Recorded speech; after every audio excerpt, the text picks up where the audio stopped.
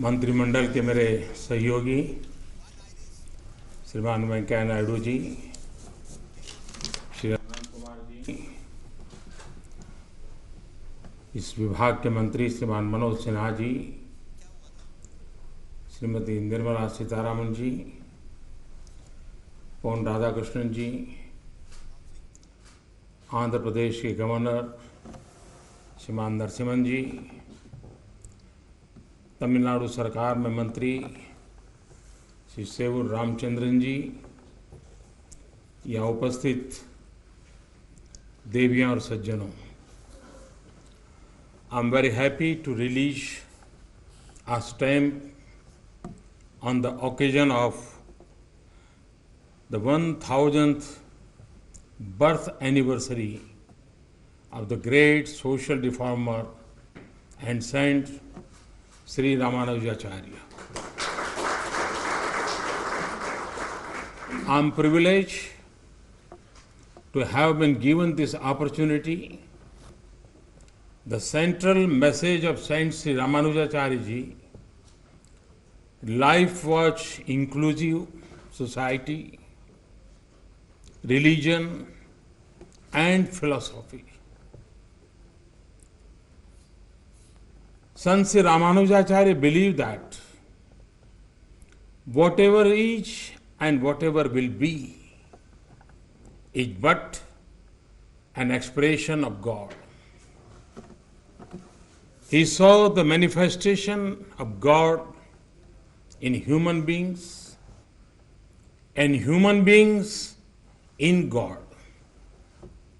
He saw all devotees of God as equal.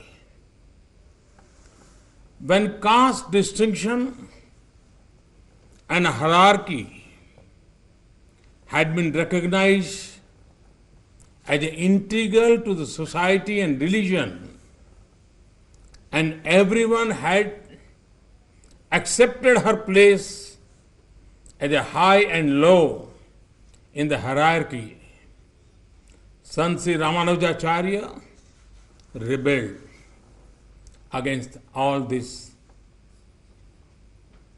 ideology.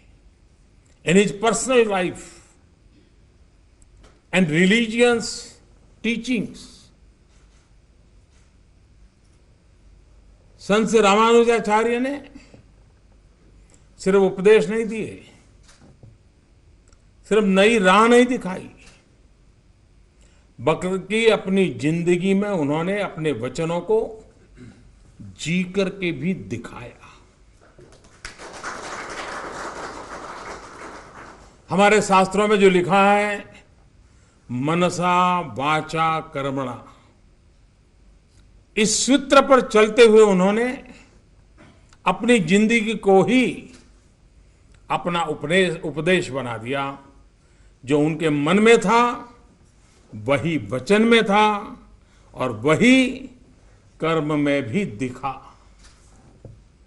संत श्री रामानुजाचार्य में एक विशेषता थी कि जब भी विवाद होता था तो वे स्थिति को और बिगड़ने से रोकने और समस्या को सुलझाने का एक अलग तरीके से प्रयास करते थे।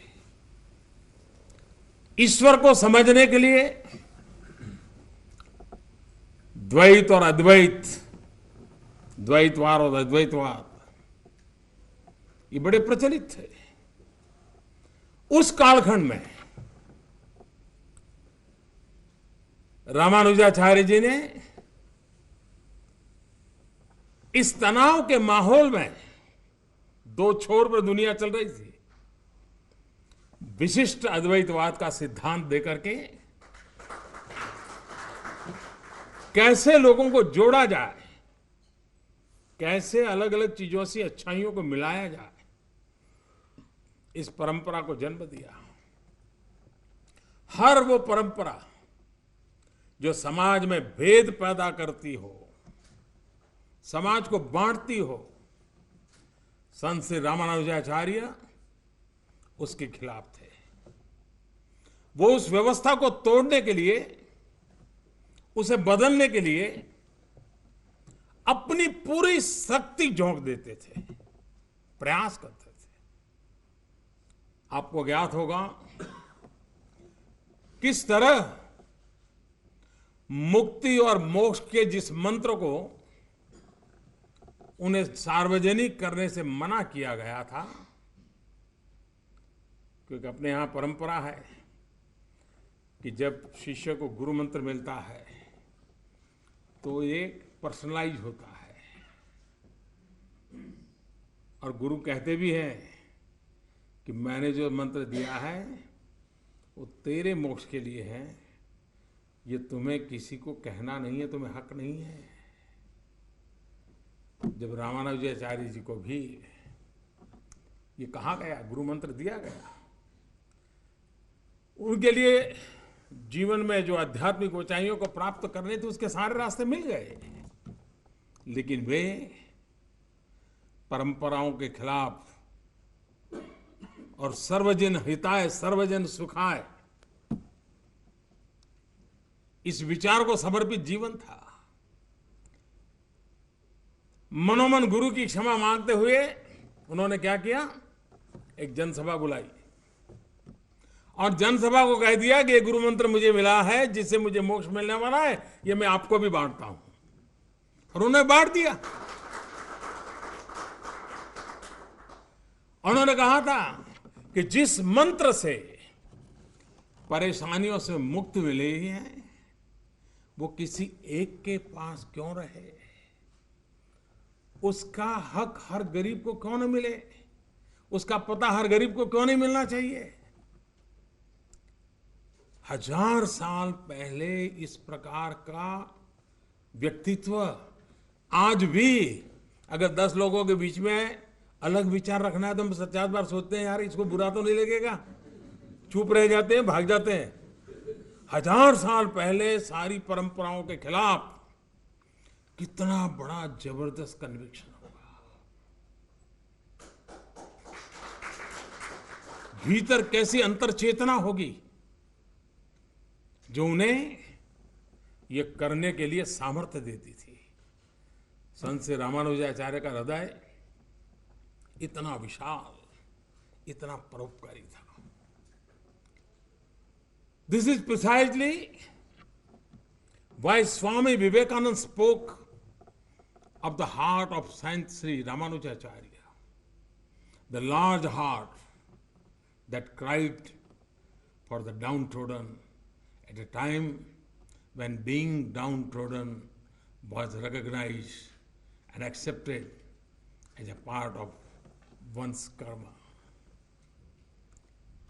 Sri Ramanujacharya ji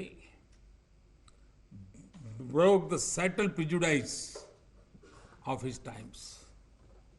His thinking was much ahead of his era. In more than one sense, Sant Sri Ramanujacharya was a millennial sage who foresaw 1,000 years before the hidden and unspelled out aspirations of the downtrodden. He realized the need to include the socially included, outcasts, and the divyangs to make the not only religion but the society itself wholesome and complete. गरीबों के लिए, शोषितों के लिए, वंचितों के लिए, दलितों के लिए वो साक्षात भगवान बन करके आए थे। एक समय था तिरुचिरापल्ली श्रीरंगम मंदिर का पूरा प्रशासन एक विशेष जाति के पास ही था और इसलिए उन्होंने मंदिर का पूरा एडमिनिस्ट्रेटिव सिस्टम को ही बदल दिया था। आज भी हिंदुस्तान में पुराने किसी मंदिर में एक पुजारी को आप हिला नहीं सकते, इधर से इधर नहीं कर सकते, कितनी बड़ी सरकार हो वो भी नहीं कर सकती। उन्होंने 1000 साल पहले ये हिम्मत दिखाई थी कि सारी व्यवस्था को पलट दिया और उन्होंने क्या किया, अलग अलग जातियों के लोगों को मंदिर के एडमिनिस्ट्रेशन में शामिल किया। महिलाओं को भी कई जिम्मेवारियां सौंपी गई।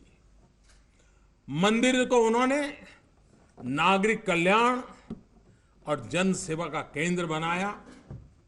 उन्होंने मंदिर को एक ऐसे इंस्टीट्यूशन में बदल दिया जहां गरीबों को भोजन, दवाइयां, कपड़े और रहने के लिए जगह दी जाती थी।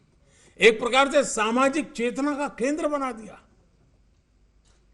उनके सुधारवादी आदर्श आज भी कई मंदिरों में रामानुज कूट की तरह नजर आते हैं। आज भी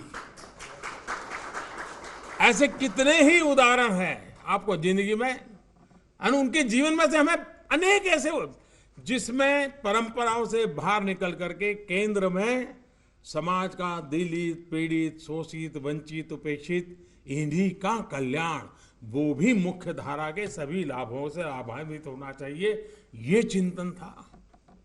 कास्ट सिस्टम को चुनौती देते हुए उन्होंने अपना गुरु भी ऐसे व्यक्ति को बनाया जिसे जाति की वजह से तबका समाज गुरु बनने योग्य नहीं मानता था।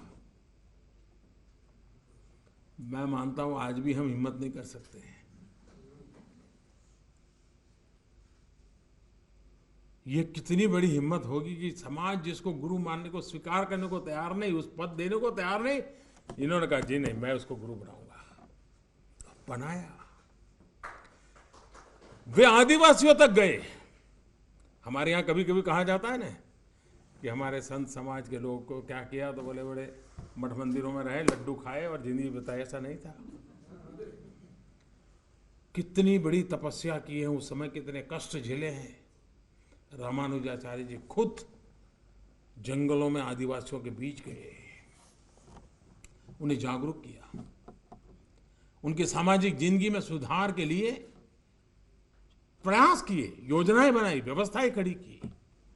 और इसलिए हर धर्म के लोगों ने, हर वर्ग के लोगों ने संत श्री रामानुजाचार्य की उपस्थिति और संदेशों से प्रेरणा पाई। मेलकोट के मंदिर में भगवान की आराधना करती मुस्लिम राजकुमारी बीबी नचियार की मूर्ति इसकी जीती जागती गवाह है। देश के कम लोगों को पता होगा कि 1000 वर्ष पूर्व दिल्ली के सुल्तान की बेटी बीबी नचियार और उसकी मूर्ति संत श्री रामानुजाचार्य ने ही मंदिर में स्थापित करवाई थी। आप अंदाज लगा सकते हैं कि उस समय सामाजिक समरसता और सद्भाव का कितना बड़ा संदेश संत श्री रामानुजाचार्य जी ने अपने इस कार्य के माध्यम से दिया था। आज भी बीबी नचियार की मूर्ति पर श्रद्धा सुमन अर्पित किए जाते हैं। बीबी नचियार की मूर्ति की तरह ही संत श्री रामानुजाचार्य का संदेश आज भी उतना प्रासंगिक है।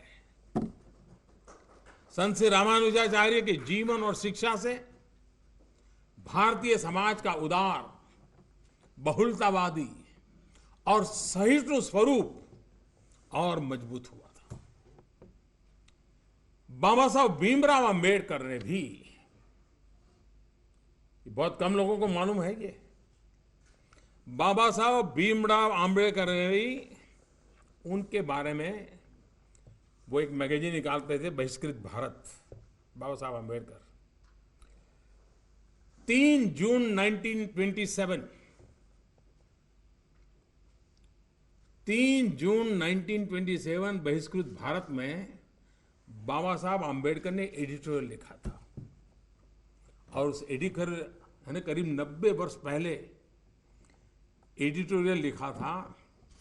और उसको पढ़ने पर संत श्री रामानुजाचार्य के प्रेरणामयी जीवन की कितनी ही बातें हमारे मन मंदिर को छू जाती है। बाबा साहब ने लिखा था, हिंदू धर्म में समता की दिशा में यदि किसी ने महत्वपूर्ण कार्य किए और उन्हें लागू करने का प्रयास किया तो वो संत श्री रामानुजाचार्य जी ने किया। उन्होंने आगे लिखा है कि उन्होंने कांचीपुरम नाम के एक गैर ब्राह्मण को अपना गुरु बनाया। जब गुरु को भोजन कराने के बाद उनकी पत्नी ने घर को शुद्ध किया तो संत श्री रामानुजाचार्य ने उसका भी विरोध किया। ये बाबा साहब आंबेडकर की बात मैं बता रहा हूं आपको। आज से 90 साल पहले 3 जून 1927 को बाबा साहब आंबेडकर ने लिखा था, एक दलित गुरु के घर में आने के बाद अपने ही घर की शुद्धि होते देख संत श्री रामानुजाचार्य बहुत दुखी हुए और उन्हें बहुत गुस्सा भी आया था। जिस कुरीति को मिटाने के लिए वो अथक परिश्रम कर रहे थे वो उनके घर से ही नहीं दूर हो सकी थी। इसके बाद ही उन्होंने संन्यास ले लिया और फिर अपना पूरा जीवन समाज के हित में लगा दिया। बाबा साहब आंबेडकर ने आगे कहा है, मैं फिर कहूंगा, उन्होंने सिर्फ उपदेश नहीं दिया बल्कि अपने कार्यों से उन उपदेशों को जीकर के भी दिखाया। उस दौर में समाज की जिस तरह की सोच थी उसमें संत श्री रामानुजाचार्य महिलाओं को कैसे सशक्त करते थे, इस बारे में भी बाबा साहब ने अपने एडिटोरियल में बताया है। उन्होंने लिखा है, तिरुवल्ली में एक दलित महिला के साथ एक शास्त्रार्थ के बाद उन्होंने उस महिला से कहा कि आप मुझसे कहीं ज्यादा ज्ञानी है। आप कल्पना कीजिए, 1000 साल पहले रामानुजाचार्य जैसा व्यक्तित्व एक दलित कन्या के सामने अपना पराजय घोषित करें, कैसा व्यक्तित्व होगा। इसके बाद संत श्री रामानुजाचार्य ने उस महिला को दीक्षा दी और उसकी मूर्ति बनाकर मंदिर में भी स्थापित करवाई थी। दलित कन्या की मूर्ति मंदिर में। उन्होंने धनुर्दास नाम के एक अस्पृश्य को अपना शिष्य बनाया। और मजा क्या है, जब वो नदी में स्नान करने जाते थे तो किसी के भी कंधे पर हाथ रख करके चल देते थे, लेकिन जब स्नान करके शुद्ध होकर के पूजा पाठ के लिए जाना होता था तो वे इस दलित शिष्य के कंधे पर ही हाथ रख करके चलते थे। विनम्रता और विद्रोह की प्रवृत्ति का यह अद्भुत समागम था। जिस व्यक्ति के घर में दलित गुरु के प्रवेश के बाद उसे शुद्ध किया गया हो, वो व्यक्ति नदी के स्नान के बाद एक दलित के कंधे पर हाथ लेकर के मंदिर तक जाता था। जिस दौर में दलित महिलाओं को खुलकर बोलने की भी स्वतंत्रता ना हो, उस दौर में उन्होंने एक दलित महिला से शास्त्र में हारने पर मंदिर में उसकी मूर्ति भी लगवाई। ये शब्द बाबा साहब आंबेडकर के हैं। बाबा साहब इसलिए संत श्री रामानुजाचार्य से बहुत प्रभावित थे। जो लोग बाबा साहब को पढ़ते रहे हैं वो पाएंगे कि उनके विचारों और जिंदगी पर संत रामानुजाचार्य का कितना बड़ा प्रभाव था। मुझे लगता है कि ऐसे कम ही व्यक्ति होंगे जिनके जीवन की प्रेरणा का विस्तार 1000 वर्ष तक ऐसे अलग अलग कालखंडों में हुआ हो। संत श्री रामानुजाचार्य के विचारों से ही प्रभावित होकर 1000 वर्ष के इस लंबे दौर में कई सामाजिक आंदोलनों ने जन्म लिया। उनके सरल संदेशों ने भक्ति आंदोलन के स्वरूप को रेखांकित किया, तय किया। महाराष्ट्र में वारकरी संप्रदाय, राजस्थान और गुजरात में वल्लभ संप्रदाय, मध्य भारत और बंगाल में चैतन्य परंपरा, असम में शंकर देव इनके विचारों का जन मन तक पहुंचाने के सरल मार्ग प्रचलित किए। संत श्री रामानुजाचार्य के वचन से ही प्रभावी होकर गुजराती आदि कवि संत श्री नरसिंह मेहता ने कहा था, वैष्णव भजन तो तेने रे कहिए, जे पीड़ पराई जाने रे। और जो जीवन भर गांधी जी के लिए आदर्श बन गया, और जो आज भी हम लोगों को, जब हम वैष्णव भजन सुनते हैं तब मुझ में और तुमको किसी को पता नहीं होगा कि किस भाषा में सुनते हैं। हिंदुस्तान के किसी भी कोने में जाइए, उसको वैष्णव भजन मालूम है, लेकिन पता नहीं वो किस भाषा में बोल रहा है।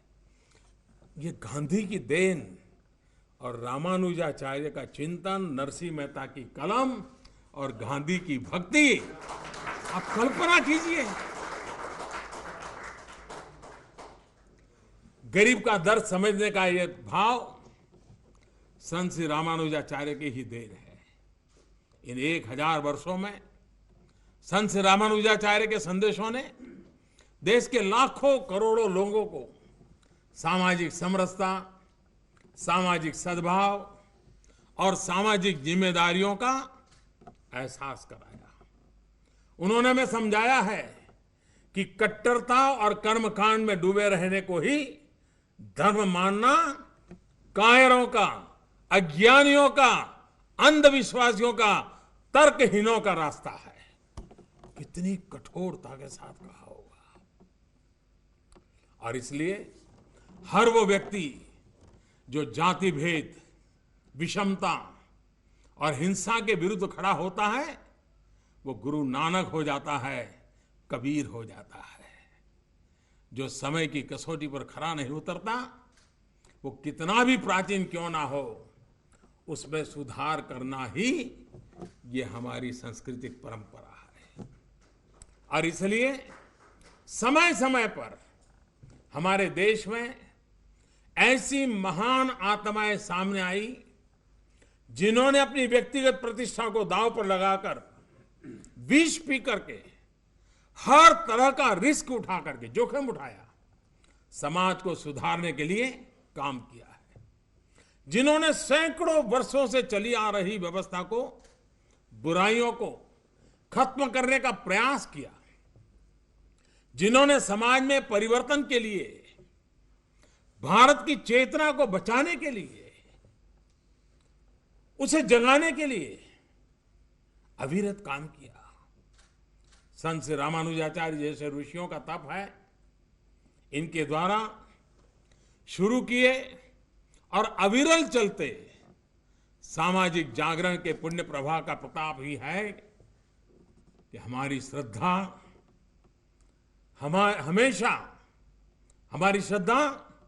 हमेशा हमारे गौरवशाली इतिहास पर अड़िग रही। हमारा आचरण, रीति रिवाज, परंपराएं समयानुकूल परिवर्तन करते गए, बनते गए। हमारी सोच हमेशा समय के उस पार रही, समय से काफी आगे रही। और इसी कारण हमारा समाज युग युग में सतत ऊर्ध्वगामी रहा। यही वो अमरत्व है जिससे हमारी संस्कृति चिर पुरातन होते हुए भी नित्य नूतन बनी रही। इन्हीं पुण्य आत्माओं के अमृत मंथन की वजह से ही हम गर्व से कहते हैं, कुछ बात है कि हस्ती मिटती नहीं हमारी, सदियों रहा है दुश्मन दौरे जमाए हमारा। दुनिया का नक्शा बदल गया, बड़े बड़े देश खत्म हुए, लेकिन हमारा भारत, हमारा हिंदुस्तान सबका साथ सबका विकास के इस भारत मंत्र के साथ आगे बढ़ता रहा है। आज मुझे खुशी है कि संत श्री रामानुजाचार्य के जन्म के सहस्राब्दी वर्ष में कई संस्थाएं मिलकर उनकी शिक्षा और संदेश को घर घर तक पहुंचा रही है। मुझे उम्मीद है कि इन शिक्षाओं और संदेशों को देश के वर्तमान समय से भी जोड़ा जा रहा होगा। You all are aware that Sant Sri Ramanujacharya had also linked fulfilling the needs of the poor with social responsibility. For instance, he got a artificial lake made, spread over 200 acres in Tondunur near Malkot. This lake continues to exist as a living example of Sant Sri Ramanujacharya's work for the welfare of the people. Even today, it serves over 70 villages, fulfilling their drinking water and irrigation needs. आज जब हर तरफ पानी को लेकर इतनी चिंता है, तब 1000 वर्ष पूर्व बनाई गई ये झील इस बात का जवाब है कि जल संरक्षण कितना आवश्यक है। 1000 वर्ष में न जाने कितनी पीढ़ियां को उस झील से आशीर्वाद मिला है, जीवन मिला है। ये झील इस बात का भी सबूत है कि जल संरक्षण को लेकर हम आज जो भी तैयारी करते हैं उसका फायदा आने वाले सैकड़ों वर्षों तक लोगों को होता है। इसलिए आज नदियों की सफाई, झीलों की सफाई, लाखों तालाब खुदवाना वर्तमान के साथ ही भविष्य की तैयारी का भी वो हिस्सा है। इस झील की चर्चा करते हुए मैं आप सभी से ये अपील करूंगा कि संत श्री रामानुजाचार्य के कार्यों को लोगों तक पहुंचाते समय जल संरक्षण को लेकर आज क्या कुछ किया जा सकता है उस बारे में भी लोग सक्रियता से कुछ करें। I would also like to make an appeal to the leaders of the various institutions gathered here. As India enters its 75th year of independence in 2022, we are working on the weaknesses and constraints that hold us back. You too must set yourself specific targets which are tangible and measurable. आप तय कर सकते हैं कि 10,000 गांवों तक जाएंगे या 50,000 गांवों तक जाएंगे। मेरी अपील है कि संत श्री रामानुजाचार्य के राष्ट्र धर्म की चेतना जगाने वाले वचनों के साथ साथ वर्तमान चुनौतियों को ध्यान में रखते हुए मानव कल्याण, नारी कल्याण, गरीब कल्याण के बारे में भी लोगों को और सक्रिय किया जाए। इन्हीं शब्दों के साथ मैं अपनी बात खत्म करता हूं। मैं एक बार फिर आप सभी का आभार व्यक्त करता हूं कि आपने मुझे संत श्री रामानुजाचार्य पर स्मारक डाक टिकट जारी करने का अवसर दिया। आप सभी का बहुत बहुत धन्यवाद। ज्यादातर वो लोग हैं जिसको मुझे वणक्कम कहना चाहिए।